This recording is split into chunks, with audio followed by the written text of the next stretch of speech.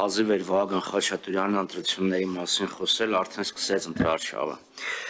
Իհարկե լավ է, որ այս լավ ծրագիրը շարունակում եք, որովհետև Գյումրիի ծրագիրը, գիտեք, վարչապետի փողոց էին կոչում, Ռուստավելի փողոցը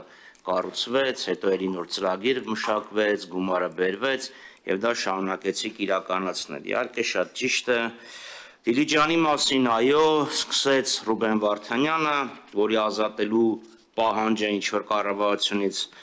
ոչ վերջերս, ոչ էլ եւ համարը երբեք չեմ լսել, մանավանդ վերջերս չեմ լսել։ Գինու կլաստերների ստեղծումը, մի օր մնալ անպայման, այդ ամբողջը ես կարծում եմ, որ բավականին լավ ժառանգություն եք ստացել եւ դրա վրա շարունակում եք, շնորհավորում եմ։ Սակայն չգիտեմ, պարոն Ղապան, դուք առաջի անգամ երբ եք եղել Մարմաշենում, վերջի անգամ երբ եք եղել, բայց Մարմաշենի վանքը երբեք լքված ու անտեր չի եղել։ Այո, ճանապարհի հետ կապված խնդիր է եղել, որի շուրջ որի կառուցման ֆինանսավորման մասին համաձայնությունը,